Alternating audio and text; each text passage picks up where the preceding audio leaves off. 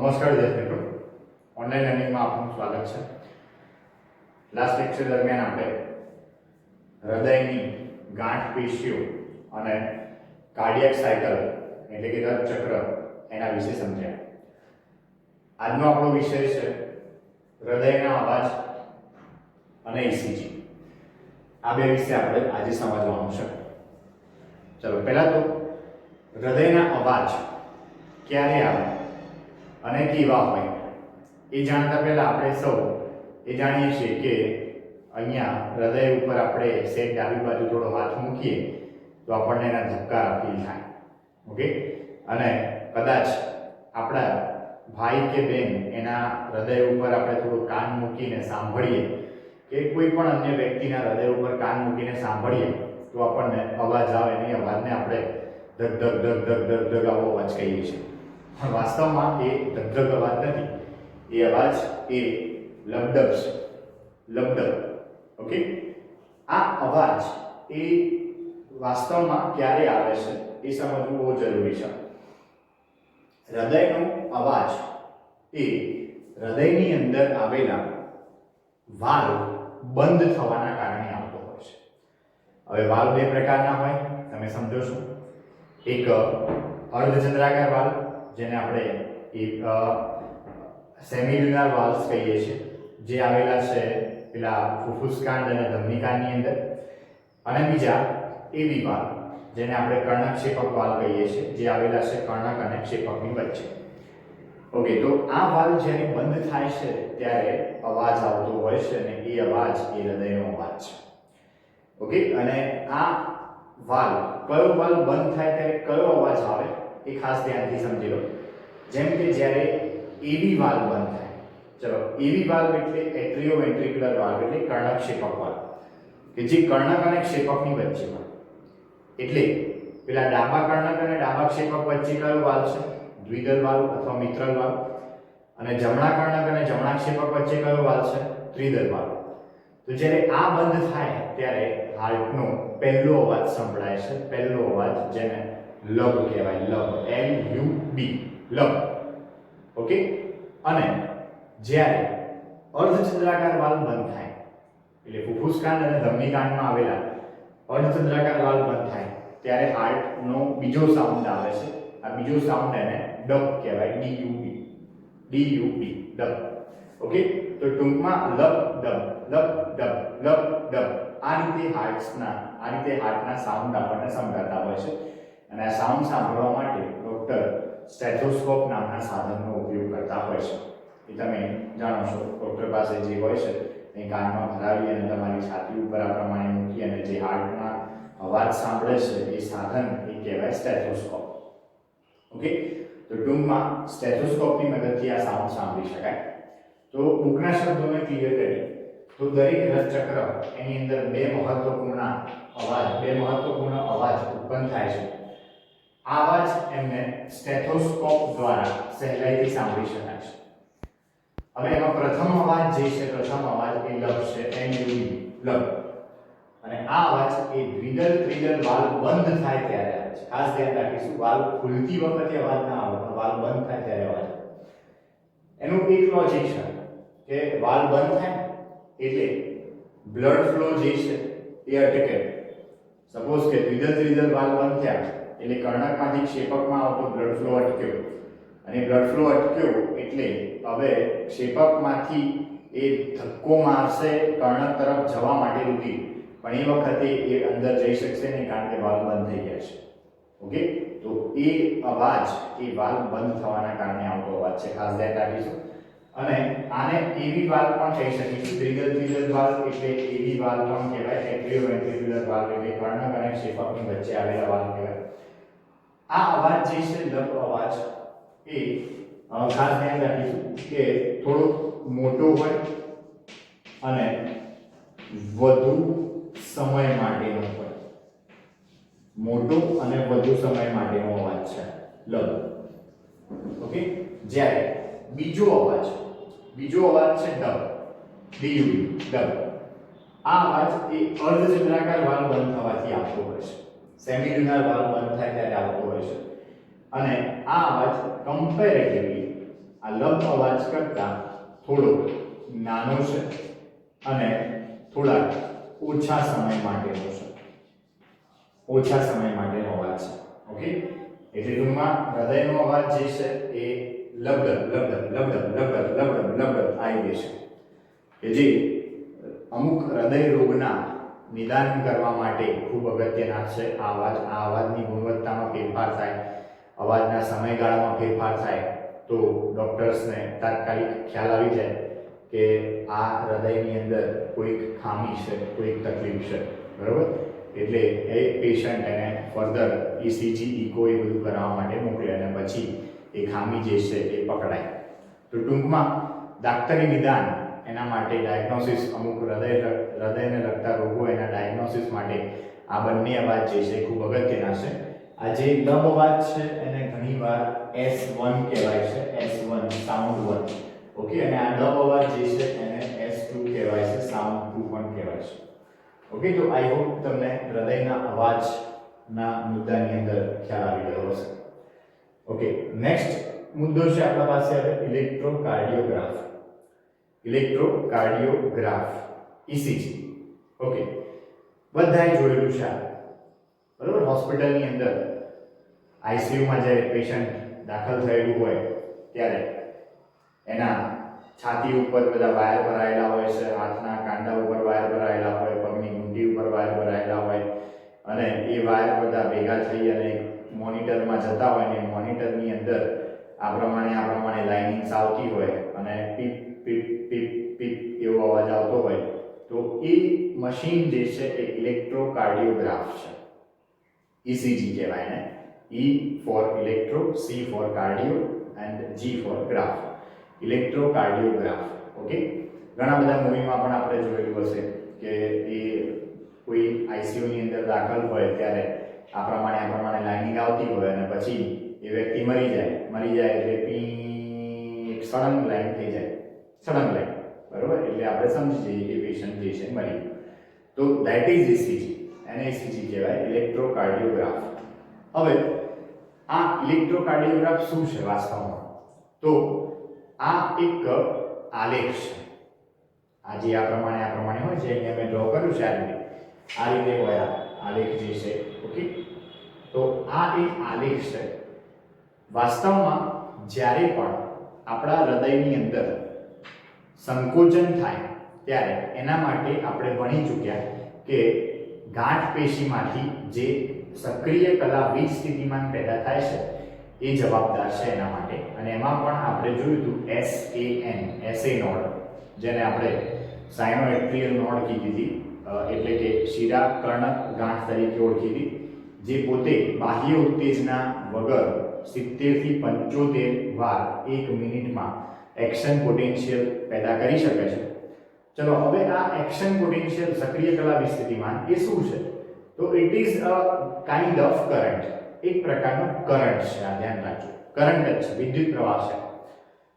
આ વિદ્યુત પ્રવાહ એ હૃદયના દિવાલો ઉપર તો પથરાય જ છે, પણ એ હૃદયની દિવાલ સાથે સાથે સમગ્ર શરીરમાં પણ પથરાય છે.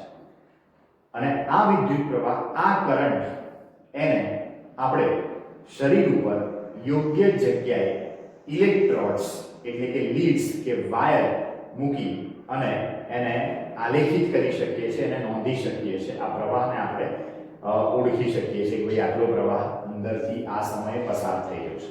ઓકે, આ એક પ્રકારનો કરંટ છે. તો આ કરંટ એને આલેખિત કરવા માટે અથવા આ કરંટ કેટલો છે, ક્યારે આવે છે અને કઈ પેટર્નમાં આવે છે એ સમજવા માટે ECG ના આ જુદા જુદા તરંગો છે, તરંગો કહેવાશે, જેને P થી T નામ આપવામાં આવે છે, PQRST.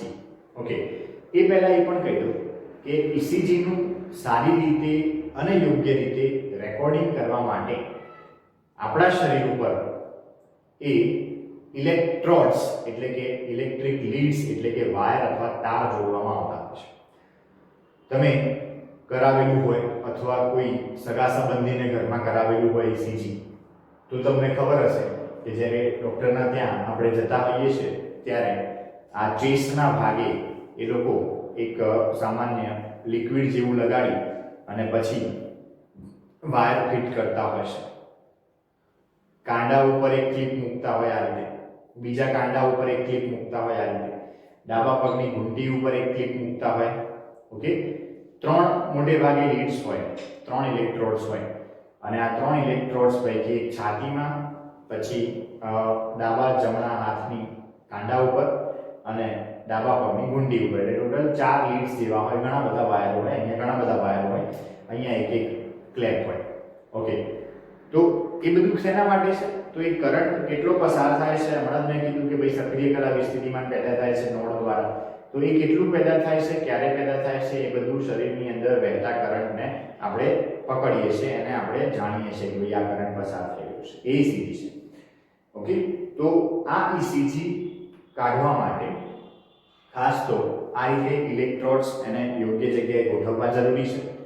ECG એ આ યોગ્ય જગ્યાએ જો ઇલેક્ટ્રોડ્સ ગોઠવેલા ન હોય, ઇલેક્ટ્રોડ્સ એટલે વિદ્યુત ધ્રુવ અથવા તો લીડ્સ, ઓકે, જો ગોઠવેલા ન હોય તો રોંગ આવી શકે, ખોટો આવી શકે, તો પ્રેડિક્શન ખોટું થઈ શકે. એટલે આ વિદ્યુત ધ્રુવની ગોઠવણી એના ઉપર ECG આધાર રાખતો હોય છે. ઓકે, ચલો હવે ECG બેઝિકલી આપણે દોરેલો એક ગ્રાફ છે, મશીન દ્વારા દોરવામાં આવેલો એક ગ્રાફ છે. મશીન એને ઇલેક્ટ્રોગ્રાફ કહેવાય અને એમાં જે પેલી આડી આખી આમ પટ્ટી નીકળે કે જે ડોક્ટર જોતા હોય, પેલી વ્હાઇટ રંગની નાની પટ્ટી, એ પટ્ટી એને ઇલેક્ટ્રોકાર્ડિયોગ્રામ કહેવાય. એ ગ્રામ કહેવાય, સાધનને ગ્રાફ કહેવાય. ઓકે, હવે એમાં જે લાઇનિંગ્સ હોય છે એ કોના વર્સિસ કોનો ગ્રાફ હોય છે? તો એ મિલીવોલ્ટ વર્સિસ મિલીસેકન્ડનો ગ્રાફ હોય છે. મિલીવોલ્ટ વર્સિસ મિલીસેકન્ડ એનો ગ્રાફ હોય છે. અને આ ECG એના જે તરંગો છે એ તરંગોને PQRST નામ આપવામાં આવેલું છે. PQRST. ઓકે, આ રીતે જ ડ્રો થાય. આમાં આપણે મન ફાવે એમ ડ્રો ન કરી શકીએ. આ ઉપસેલું તરંગ એટલે P, પછી આ નીચે આવતો વેવ એટલે Q, એના સૌથી ઉપર પીક ઉપર છે એ R અને સૌથી નીચે છે એ S અને ફરીથી પાછો પીક મળ્યો એ T. PQRST. ચલો આમાં પાછા 3 ભાગ પાડી દેવા પડે. P તરંગ, QRS સંકુલ અને T સંકુલ. આવા 3 અલગ અલગ ભાગ પડે. T તરંગ શબ્દ વાપરીશું, QRS માટે સંકુલ શબ્દ વાપરીશું. ચલો, P તરંગ એ શું સૂચવે છે? તો P તરંગ એ કર્ણકોની ઉત્તેજના સૂચવે છે. કર્ણકોની ઉત્તેજના એટલે કર્ણકોનું વિધ્રુવીકરણ, મતલબ કે જ્યારે કર્ણક સિસ્ટોલ પામવાનું હોય, સિસ્ટોલ, એ વખતે આપણને P તરંગ મળે છે. એટલે ટૂંકમાં આવું સમજી શકો તમે કે એસએ નોડમાંથી જેવો કરંટ નીકળે, જે પેલો આંતર ગાંઠ પરિવહન માર્ગ છે જે એસએન એવીએન ને જોડે છે, તો ત્યાંથી જ્યારે પસાર થતું હોય ત્યારે કર્ણકનું સિસ્ટોલ થાય અને કર્ણકનું સિસ્ટોલ થાય ત્યારે આપણને જે તરંગ મળે એ P તરંગ કહેવાય, જેને આપણે કર્ણકોનું વિધ્રુવીકરણ પણ કહી શકીએ. કર્ણકોનું વિધ્રુવીકરણ. ઓકે, ચલો ત્યારબાદ QRS સંકુલ. QRS સંકુલ. તો આ QRS સંકુલ જે છે એ સંયુક્ત રીતે ક્ષેપકોની ઉત્તેજના એટલે કે ક્ષેપકોનું વિધ્રુવીકરણ સૂચવે છે. ક્ષેપકનું સિસ્ટોલ અહીંયા શરૂ થશે જ્યારે આપણને QRS સંકુલ મળશે એ વખતે. ઓકે, અને ત્યારબાદ T તરંગ જે છે. હવે T તરંગ ધેટ મીન્સ કે અહીંયા કર્ણક અને ક્ષેપક બંનેની પુનઃ ધ્રુવીકરણની પરિસ્થિતિ. પુનઃ ધ્રુવીકરણ એટલે બંનેની ડાયસ્ટોલની પરિસ્થિતિ. ઓકે, એટલે P તરંગ કર્ણક સિસ્ટોલ, QRS તરંગ ક્ષેપક સિસ્ટોલ અને T તરંગ બંનેનું ડાયસ્ટોલ. ઓકે, તો આમ થાય એટલે P તરંગ મળે, આમ થાય QRS સંકુલ મળે, આમ થાય T તરંગ મળે. ઓકે, તો ટૂંકમાં આ PQRST that is our ECG અને એ હવે ટૂંકના શબ્દોમાં આપણે સમજીએ. ચલો, ઇલેક્ટ્રોકાર્ડિયોગ્રાફ ECG શોર્ટ ફોર્મ બનશે.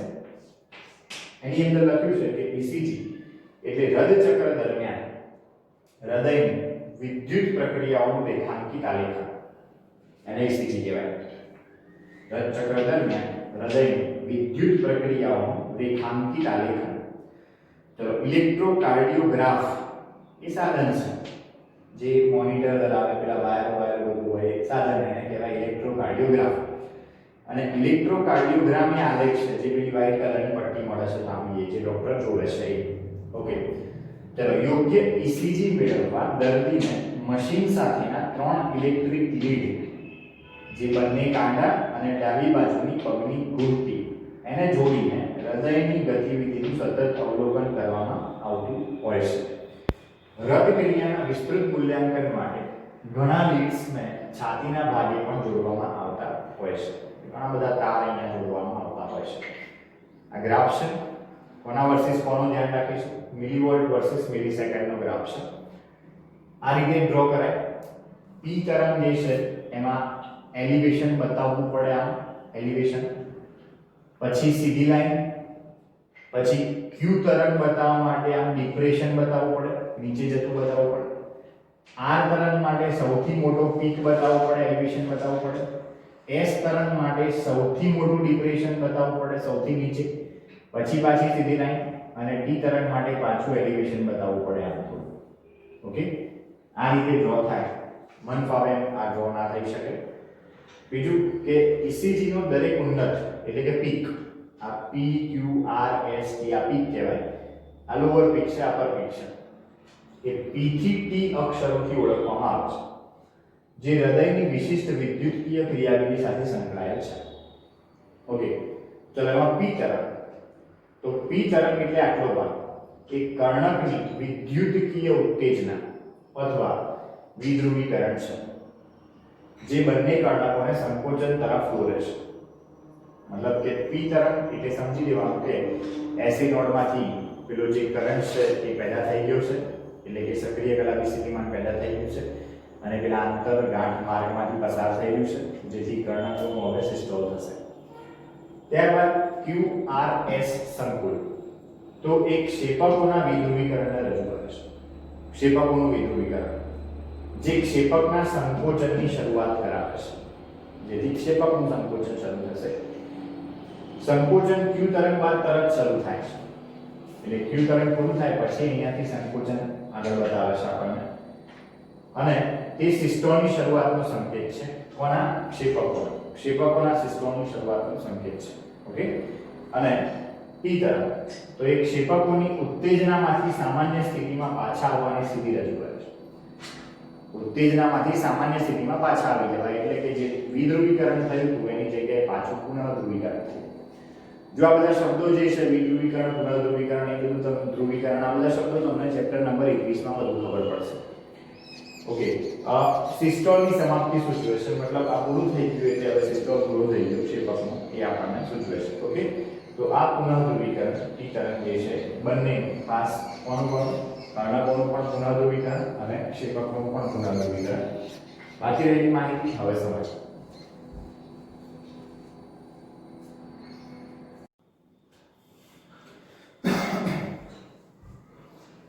ઓકે, વિદ્યાર્થી મિત્રો, ECG ની ચર્ચા કર્યા બાદ એની જે ઇમ્પોર્ટન્સ છે એ ઇમ્પોર્ટન્સ વિશે આપણે જોઈએ. તો ચોક્કસ સમય મર્યાદામાં QRS સંકુલોની સંખ્યા ગણવાથી એક વ્યક્તિનો હૃદય સ્પંદન દર કાઢી શકાય. સ્વાભાવિક છે કે હૃદય સ્પંદન એટલે ક્ષેપકનું જે સ્પંદન છે એને ગણવામાં આવશે, અને ક્ષેપકનું સ્પંદન થાય એટલે આપણે પેલું સમજ્યા કે ભાઈ stroke volume 70 ml, cardiac output 5000 ml. Okay, તો મતલબ કે એ કેટલું છે એ દરેક વ્યક્તિની અંદર આપણે આ QRS કોમ્પ્લેક્સિસ કેટલા બને છે એના આધારે નક્કી કરી શકીએ છીએ. સપોઝ કે 70 બનતા હોય તો 70 ગુણ્યા 70 કરવું પડે. સપોઝ કે 75 બનતા હોય તો 70 ગુણ્યા 75 કરવું પડે, એટસેટ્રા, કાર્ડિયાક આઉટપુટ માટે. હવે ECG જે છે એની મેઇન ઇમ્પોર્ટન્સ છે એ ચોક્કસ હૃદય રોગ એની અંદર ડાયગ્નોસિસ માટે યુઝ થતું હોય છે. હૃદયની ખામી હોય, વાલ્વની ખામી હોય, કોઈ વાલ્વ બરોબર બંધ ના થતો હોય, કોઈ વાલ્વ બરોબર ખુલતો ના હોય, કોઈ વાલ્વ થોડો મોટો હોય, કોઈ વાલ્વ થોડો નાનો હોય, તો ECG ઉપરથી પકડાઈ જાય. વ્યક્તિને હાર્ટ એટેક આવી ગયો હોય તો બી ECG ઉપરથી ખબર પડે, ને ભવિષ્યમાં જો નજીકના ભવિષ્યમાં હાર્ટ એટેક આવવાનો હોય તો બી ECG થી ખબર પડે. એટલે ECG ની બહુ બધી ઉપયોગિતા છે. અહીંયા લખ્યું છે આપણે કે અલગ અલગ વ્યક્તિઓની ECG સંરચના આપેલ તારની ગોઠવણી લગભગ સરખી હોય છે, અને આના આકારમાં કોઈ પણ વિચલન PQRST આપણે જે દોર્યું એમાં થોડું ઘણું વિચલન અથવા ડિપ્રેશન, એલિવેશન કઈ બી જ્યારે તરંગની અંદર થાય ત્યારે એ અનિયમિતતા અથવા રોગની શક્યતાનું નિર્દેશન કરે છે. હૃદય રોગ હોય અથવા હૃદયની અનિયમિતતા એનું નિર્દેશન કરે. પ્લસ બીજું કે આનું ચિકિત્સામાં ખૂબ મહત્વ છે, એટલે કે આ ડાયગ્નોસિસ માટે બહુ અગત્યનું છે. ડાયગ્નોસિસ મતલબ કે રોગની ભાળ મેળવવી, એટલે આ રોગ એને છે, આનાથી કોઈ આ દવા નથી, કોઈ આ એક આપણે લક્ષણ બતાવી આપનારું, લક્ષણની ચાળી ખાનારું, જે રોગના લક્ષણની ચાળી ખાનારું આ એક ગ્રાફ છે કે જેનાથી આપણને ખબર પડશે કે આ વ્યક્તિને, જે તે વ્યક્તિને આ રોગ થયેલો છે અથવા તો આ રોગ થવાનો છે વગેરે વગેરે. ઓકે, હવે નેક્સ્ટ મુદ્દો વિદ્યાર્થી તમે જોશો તો બેવડું પરિવહન આપેલું છે, ડ્યુઅલ સર્ક્યુલેશન, ડબલ સર્ક્યુલેશન આપેલું છે. એની પહેલા ચર્ચા કરવામાં આવેલી છે ધમની, શિરા અને રુધિર કેશિકાઓની, જે કેટલા સ્તરની બનેલી હોય, કયા સ્તરને શું કહેવાય એની ચર્ચા કરવામાં આવેલી છે. ચલો, ફર્સ્ટ ઓફ ઓલ તમને ખબર હોવી જોઈએ કે રુધિર એ 3 ટાઈપની રુધિર વાહિનીઓમાં વહન પામે. એક ધમની, જેને આર્ટરી કહેવાય, બીજું શિરા, જેને વેઇન કહેવાય, અને ત્રીજું રુધિર કેશિકા, જેને બ્લડ કેપિલરી કહેવાય. હવે ધમની, શિરા અને રુધિર કેશિકા ત્રણે ત્રણ એમાં શું તફાવત છે એ આપણે સમજવાનો પ્રયત્ન કરીએ. તો પહેલા તો એક બેઝિક વસ્તુ છે કે ધમની એ શું કરે તો હૃદયમાંથી રુધિર અંગો તરફ લઈ જાય. શિરા શું કરે તો અંગોમાંથી રુધિરને હૃદય તરફ લાવે. રુધિર કેશિકા શું કરે તો એક પેશી કોષો પાસે બ્લડ એની કોષોને, મતલબ બ્લડમાંથી પોષક દ્રવ્યો, ઉત્સર્ગ દ્રવ્યો, O2 CO2 એ બધાની આપ લે કરશે રુધિર કેશિકાઓ પેલા લિમ્ફ સાથે, લિમ્ફ એટલે લસિકા, એના સાથે. ઓકે, હવે ધમની કેવી હોય, શિરા કેવી હોય, રુધિર કેશિકા કેવી હોય એને સમજવા પ્રયત્ન કરીએ. તો ધમનીનો જ્યારે આડછેદ લેવામાં આવે ત્યારે એનું પોલાણ આવું દેખાય, આવું, અને શિરાનો પણ જ્યારે આડછેદ લેવામાં આવે ત્યારે એનું એ આવું દેખાય. ઓકે, હવે બંનેમાં આ વચ્ચેનો ભાગ એ પોલાણ છે કે જેમાંથી બ્લડ પસાર થતું. ઓકે, એક સ્પષ્ટ ડિફરન્સ તમને અહીંયા આકૃતિમાં દેખાય છે કે ધમનીનું પોલાણ નાનું છે, શિરાનું પોલાણ મોટું છે. બીજું કે આ બંને રચનાઓ, ધમની અને શિરાઓ, આ બંને એ 3 લેયર્સની બનેલી હોય, 3 અલગ અલગ લેયર્સની બનેલી હોય. એમાં સૌથી બહારનું જે લેયર છે એને કહેવાય ટ્યુનિકા એક્સટર્ના, સૌથી બહારનું લેયર એટલે આટલું લેયર, આ જે છે એ. ઓકે, અહીંયા પણ આટલેથી આટલું લેયર જે છે. એના પછીનું વચ્ચેનું જે સ્તર છે એને કહેવાય ટ્યુનિકા મીડિયા. એટલે આ જે મેં આ પ્રમાણે બતાવ્યું છે ટ્યુનિકા મીડિયા, અહીંયા પણ આ રીતે જે બતાવ્યા છે ટ્યુનિકા મીડિયા. અને સૌથી અંદરનું જે લેયર છે એને ટ્યુનિકા ઇન્ટિમા કહેવાય. ટ્યુનિકા ઇન્ટિમા સૌથી અંદરનું લેયર એટલે આ લેયર, પોલાણની તરત નજીકનું, પોલાણની તરત નજીકનું લેયર.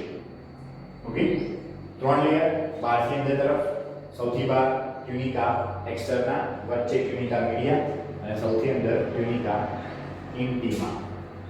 ઓકે, હવે ધમની અને શિરાની અંદર મેઇન ડિફરન્સ આ કે ધમનીનું ટ્યુનિકા મીડિયા જાડું હોય, મોટું હોય, જ્યારે શિરાનું ટ્યુનિકા મીડિયા એના કરતાં પાતળું હોય. એટલે કે એ જાડું અને મોટું ટ્યુનિકા મીડિયા ધરાવવાના કારણે ધમનીનું પોલાણ સાંકડું થઈ જાય, એટલા માટે ધમનીમાં દબાણથી રુધિરનું વહન થાય. જ્યારે શિરામાં પાતળું ટ્યુનિકા મીડિયા ધરાવવાના કારણે એનું પોલાણ મોટું બની જાય ધમનીના કમ્પેરિઝનમાં, અને શિરા કરતાં ઓછા, ધમની કરતાં ઓછા દબાણથી રુધિરનું પરિવહન થાય. ઓકે, કયું સ્તર શેનું બનેલું છે એ પણ જાણી લો. જેમ કે ટ્યુનિકા ઇન્ટિમા જે છે એ સૌથી અંદરનું સ્તર કહેવાશે, સૌથી અંદરનું સ્તર આ. ઓકે, જે લાદીસમદ ઇચ્છદનું બનેલું હોય, લાદીસમદ ઇચ્છદ, અને અંતઃછદ કહેવાય, અંતઃછદ તરીકે ઓળખવામાં આવે. ટ્યુનિકા મીડિયા મધ્ય સ્તર છે, વચ્ચેનું લેયર છે. ઓકે, જે બે વસ્તુનું બનેલું હોય, સરળ સ્નાયુ અને સ્થિતિસ્થાપક તંતુઓનું બનેલું હોય. સરળ સ્નાયુઓ એટલે એવા સ્નાયુઓ જેનું ઈચ્છા મુજબ હલનચલન થઈ શકતું નથી, બરાબર. અને બીજું એની અંદર આવેલા હોય સ્થિતિસ્થાપક તંતુઓ, આ સંયોજક પેશી છે, આ સ્નાયુ પેશી છે. સૌથી જાડું સ્તર છે જેમાં ડિફરન્સ જોવા મળે, ધમનીમાં વધુ જાડું, શિરાની સાપેક્ષે ટ્યુનિકા મીડિયા. અને સૌથી બહારનું ટ્યુનિકા એક્સટર્ના કહેવાય, સૌથી બહારનું સ્તર, જે કોલાજન તંતુઓ યુક્ત સંયોજક પેશીનું બનેલું હોય, કોલાજન તંતુઓ યુક્ત સંયોજક પેશીનું બનેલું હોય, ટ્યુનિકા એક્સટર્ના. અને મેં અહીંયા સ્પષ્ટ લખ્યું છે કે પોલાણ એ ધમનીઓમાં સાંકડું હોય, શિરામાં મોટું હોય, બરાબર. બીજું રુધિર કેશિકાની દિવાલ રુધિર કેશિકા છે એની દિવાલ ખાલી એક જ લેયરની બનેલી હોય અને એ સ્તર એટલે ગાલિસામાં છે. બહુ પતલું હોય, રુધિર કેશિકા પોતે વાળ કરતાં પાતળી બારીક રચના છે. એવું માનવામાં આવે છે કે એક જ વ્યક્તિની રુધિર કેશિકાઓ જો બહાર કાઢવામાં આવે તો હજારો કિલોમીટર સુધીનો એરિયા પર લાઈન ટુ લાઈન ગોઠવવામાં આવે. ઓકે, અને આ રુધિર કેશિકાની દિવાલ ગાલિસામાં દિચ્છદની બનેલી હોય. ગાલિસામાં દિચ્છદ પેશી તરીકે એ પેશી અંતઃછદ તરીકે ઓળખાય. આ થઈ ગઈ રુધિર કેશિકા અને એની દિવાલ. ઓકે, ધમનીઓ હંમેશા અંગના ઊંડાણમાં હોય, શિરાઓ હંમેશા ઉપર તરફ. આ જે દેખાય છે આ ધમની નથી, આ શિરા છે. ઓકે, બીજું કે ધમની ધબકે, શિરા ધબકે નહીં. ધમનીમાં વાલ ના હોય, શિરામાં વાલ હોય. ધમની મોટે ભાગે એ લાલ રંગની દેખાય, શિરા મોટે ભાગે બ્લુ કલરની દેખાય. ઓકે, બીજું કે ધમનીમાં O2 યુક્ત રુધિરનું વહન થાય, અપવાદ ફુફુસ ધમની, અને શિરામાં CO2 યુક્ત રુધિરનું વહન થાય, અપવાદ ફુફુસ શિરા. ઓકે, ચલો બીજું કે ધમનીનું પોલાણ જે છે એ સાંકડું હોય, શિરાનું પોલાણ મોટું હોય. ધમનીમાં ટ્યુનિકા મીડિયા જાડું હોય, શિરામાં ટ્યુનિકા મીડિયા પાતળું હોય. ધમની એ રુધિર દબાણપૂર્વક એની અંદર પરિવહન પામશે, શિરામાં રુધિરનું પરિવહન દબાણપૂર્વક થશે નહીં. ઓકે, તો આ ડિફરન્સીસ જે છે ધમની અને શિરા વચ્ચેના છે. હવે ખરેખરમાં બેવડું પરિવહન કોને કહેવાય એની માહિતી આપણે જોઈએ.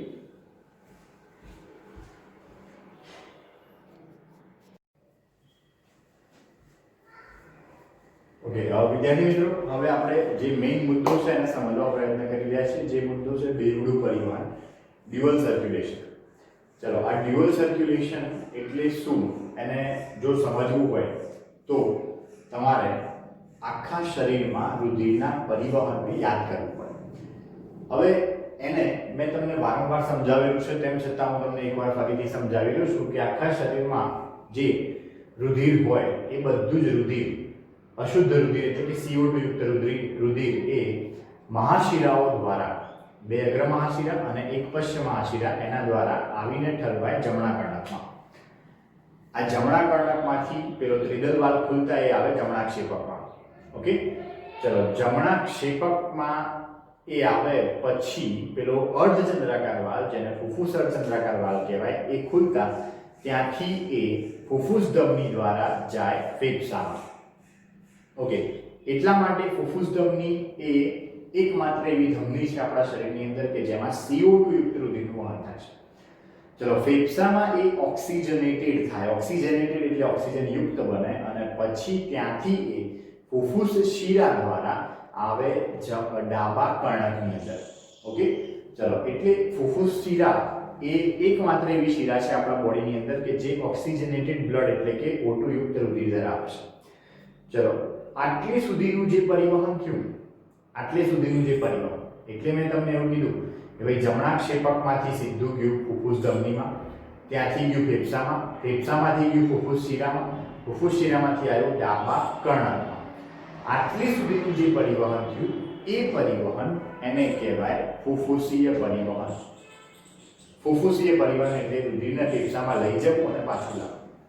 ઓકે, લઈ જવા થી માંડી પાછું લાવવા સુધીની જવાબદારી એ એની અંદર જમણું ક્ષેપક સંકળાયેલું, ફુફુસ ધમની સંકળાયેલી, ફેફસા સંકળાયેલા, ફુફુસ શિરા સંકળાયેલી અને ડાબું કર્ણક સંકળાયેલું. ઓકે, તો આટલું જે પરિવહન થયું એને કહેવાય ફુફુસીય પરિવહન. પણ હવે ડાબા કર્ણકમાં માની લો કે ઓક્સિજન યુક્ત રુધિર આવી ગયું, તો એના નીચે હવે ડાબું ક્ષેપક, ડાબા ક્ષેપકમાંથી બ્લડ હવે જશે મહાધમનીમાં, અને મહાધમનીમાં બ્લડ જાય એટલે એ શરીરના જુદા જુદા અંગો તરફ જાય, અંગો પેશીઓ સુધી બ્લડ પહોંચે અને પછી એ ત્યાંથી ઓક્સિજન આપી દે, પોષક દ્રવ્યો આપી દે અને હવે બાકી વધેલું જે CO2 અને ઉત્સર્ગ દ્રવ્યો છે એ લઈ પાછું એ આવે જુદી જુદી શિરાઓમાં અને શિરાઓમાંથી પાછું એ ઠલવાઈ જાય જમણા કર્ણકની અંદર. એટલે હવે આટલું ધ્યાન રાખો કે આપણું જે ડાબું ક્ષેપક થયું ત્યાંથી લઈ મહાધમની, ત્યાંથી લઈ અંગો, ત્યાંથી લઈ મહાશિરાઓ અને ત્યાંથી લઈ જમણું કર્ણક, ત્યાં સુધીનું જે પરિવહન થયું એને કહેવાય દૈહિક પરિવહન. એને દૈહિક પરિવહન કહેવાય, જે આપણા શરીરના જે પેશીઓ છે ત્યાં સુધી ઓક્સિજન અને પોષક ઘટકો પહોંચાડવાનું કામ કરે છે અને ત્યાંથી ઉત્સર્ગ દ્રવ્યો અને કાર્બન ડાયોક્સાઇડ લઈ આવવાનું કામ કરે છે. તો આમ બે પરિવહન થયા, ફુફ્ફુસીય પરિવહન અને દૈહિક પરિવહન. એટલા માટે આને બેવડું પરિવહન તરીકે ઓળખાય છે. બેવડું પરિવહન કહેવામાં આવે છે, ડ્યુઅલ સર્ક્યુલેશન કહેવામાં આવે છે. ચલો એને જ આપણે અહીંયા ડેપિક્ટ કરેલું છે, જ્યાં આ જમણું કર્ણક છે, જમણું ક્ષેપક છે, જશે આ ડાબું કર્ણક છે, આ ડાબું ક્ષેપક છે, ડાકળ છે. ઓકે, ચલો હવે ખાસ ધ્યાનથી સમજો. જમણા ક્ષેપકમાંથી રુધિર ફુફ્ફુસ ધમનીમાં જાય છે, ડાબા ક્ષેપકમાંથી રુધિર મહાધમનીમાં જાય છે. આ જમણા ક્ષેપકમાંથી આ બતાવીએ ફુફ્ફુસ ધમની છે અને ડાબા ક્ષેપકમાંથી આ જે બતાવી આ મહાધમની છે. ઓકે, પૃષ્ઠ મહાધમની એટલે અહીંયા હોય કરોડ સ્તંભની પેરેલલ ઉતરતી હોય એ મોટી ધમની છે આપણા શરીરની. ઓકે, ચલો હવે O2 વિહીન રુધિર, ઓક્સિજન વિહીન રુધિર માટે મેં આ પ્રમાણે થોડો ઘાટો રાખેલો છે કલર લઈને. આ પ્રમાણે જે ભાગ બતાવ્યા છે બધા O2 વિહીન રુધિર વાળા છે. એટલે કે અહીંયાથી સેન્ટરથી તમે આ બાજુનો ભાગ જુઓ તો એ આખો ભાગ જે છે જમણો ભાગ કહેવાય અને જમણો ભાગ જે છે એ O2 વિહીન રુધિર ધરાવે. O2 વિહીન CO2 યુક્ત પણ તમે કહી શકો. ઓકે, હવે O2 વિહીન રુધિર એ ફુફ્ફુસ ધમનીમાંથી ફેફસામાં આવે છે.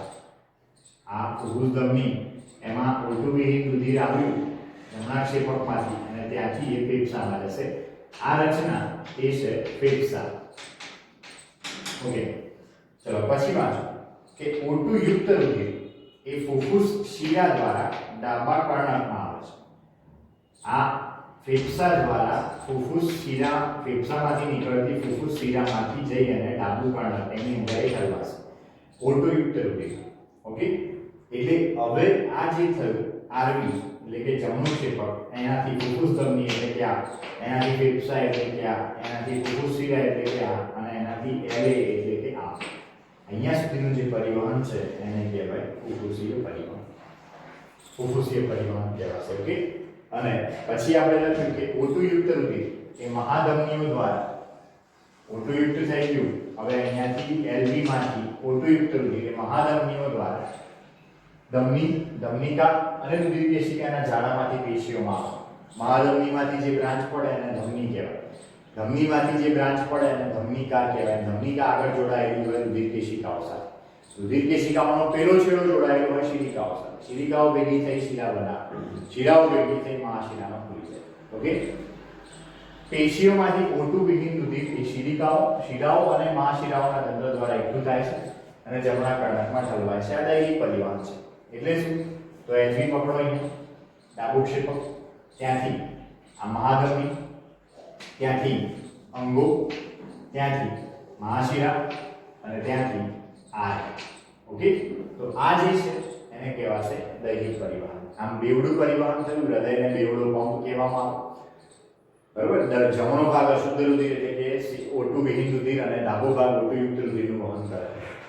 ઓકે, બીજું કે આ જે દૈહિક પરિવહન છે એ પોષક ઘટકો, ઓક્સિજન અને જરૂરી પદાર્થોને પેશી સુધી પહોંચાડવાનું કામ કરે છે અને ત્યાંથી CO2 અને અન્ય હાનિકારક પદાર્થોને દૂર કરવાનું પણ કામ કરે છે. એ પણ સમજી શકાય એવું છે. અને બીજો એક શબ્દ છે યકૃત નિવાહિકા શિરાતંત્ર.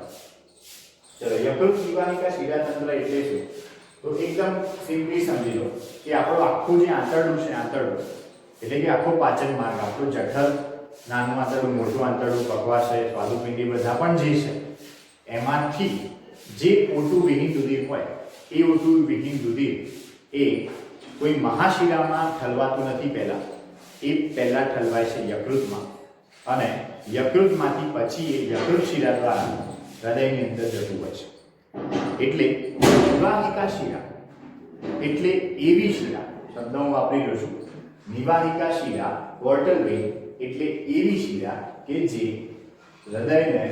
હૃદયમાંથી જે રુધિર આવેલું છે, મહાશિરાઓમાં જે રુધિર જવાનું છે, એ મહાશિરાઓમાં રુધિર ન જવાને બદલે રસ્તામાં આવતા કોઈ અંગમાં રુધિર ઠાલવી આવે એને કહેવાય નિવાહિકા શિરા, પોર્ટલ વેઇન. ઓકે, જનરલી શું થતું હોય કે શિરાઓ પોતાનું રુધિર જે છે એ મહાશિરાઓમાં ઠાલવી આપતી હોય, પણ નિવાહિકા શિરા એક એવી શિરા છે કે જે પોતાનું રુધિર એ મહાશિરાઓમાં ઠાલવતી નથી, પણ એ પોતાનું રુધિર એ ઠાલવે છે રસ્તામાં આવતા કોઈ અંગની અંદર, અને આ અંગમાંથી પછી એ રુધિર જાય છે મહાશિરાઓની અંદર, ત્યારે એને કહેવાશે નિવાહિકા શિરા એટલે કે પોર્ટલ વેઇન. આ ખાસ ધ્યાન રાખીશું, પોર્ટલ વેઇન નિવાહિકા શિરા. ઓકે, હવે યકૃત નિવાહિકા શિરાતંત્ર એટલે શું? તો યકૃત નિવાહિકા શિરાતંત્ર એટલે આખા પાચન માર્ગમાંથી જે પણ બ્લડ O2 વિહીન છે આ બધું બ્લડ એ પહેલા ભેગું થાય અને અમુક શિરાઓ દ્વારા એક મોટી શિરામાં ઠલવાય, જેને યકૃત નિવાહિકા શિરા કહેવાય. આ યકૃત નિવાહિકા શિરા એ બ્લડને પહેલા યકૃતમાં લઈ જાય, નહીં કે કોઈ મહાશિરાઓમાં, અને પછી આ યકૃતમાંથી યકૃત શિરાઓ દ્વારા જે પશ્ચ મહાશિરામાં ખુલતી હોય એના દ્વારા હૃદયની અંદર આ O2 વિહીન રુધિર પહોંચે. ઓકે, ચલો હૂકના શબ્દોને યાદ કરી લો. હૂકના શબ્દો એવું કહેવા માંગે છે કે એક વિશિષ્ટ સંવાહિની જોડાણ પાચન માર્ગ અને યકૃત વચ્ચે જોવા મળે છે, જેને યકૃત નિવાહિકા શિરાતંત્ર કહે છે. આ શબ્દ વધુ સમજવાનું છે કે તે રુધિરને દૈહિક પરિવહનમાં ઠાલવતા પહેલા આંતરડામાંથી યકૃતમાં લાવે છે. દૈહિક પરિવહન એટલે અહીંયા મહાશિરાનો સંદર્ભ લેવાનો છે. એ મહાશિરામાં ઠાલવતા પહેલા આંતરડામાંથી એ યકૃતમાં લાવશે. યકૃત પછી યકૃત શિરાઓમાં એને મોકલશે. યકૃત શિરાઓ એને પશ્ચ મહાશિરામાં ઠાલવશે, એટલે એ પછી અહીંયા આવ્યું કહેવાશે. ઓકે, એટલે ફરીથી શબ્દ સમજો કે તે રુધિરને દૈહિક પરિવહનમાં ઠાલવતા પહેલા આંતરડામાંથી યકૃતમાં લાવે છે. પહેલા એ યકૃતમાં આવશે એટલે કે લીવરમાં આવશે, એટલે તો એને હિપેટોપોર્ટલ વેઇન કહેવાય, યકૃત નિવાહિકા શિરા કહેવાય. ઓકે, આપણા શરીરમાં એક વિશિષ્ટ રદ રુધિરવાહિની તંત્ર આવેલું છે. રદ રુધિરવાહિની તંત્ર એટલે શું? કે જે માત્ર હૃદયની દિવાલને રુધિર આપશે અને પાછું રુધિર લઈ આવશે. એટલે કે હૃદયની દિવાલને શુદ્ધ રુધિર એટલે કે O2 યુક્ત રુધિર પૂરું પાડવું, ઓકે, ત્યાંથી CO2 યુક્ત રુધિર ભેગું કરી અને પાછું હૃદયમાં લઈ આવવું.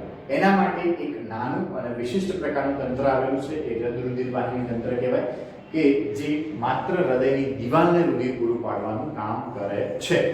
માત્ર હૃદયની દિવાલને રુધિર પૂરું પાડવાનું કામ કરે છે.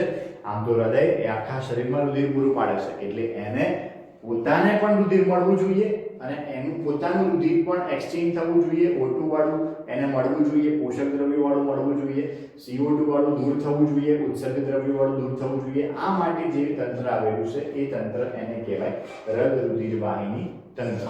ઓકે, તો આ મુદ્દાની આપણે અહીંયા પૂર્ણાહુતિ કરી રહ્યા છીએ. નેક્સ્ટ લેક્ચરની અંદર આપણે એક રદ ક્રિયાઓનું નિયમન અને હૃદયને લગતી અનિયમિતતાઓના નવા ટોપિક સાથે મળીશું. નમસ્કાર.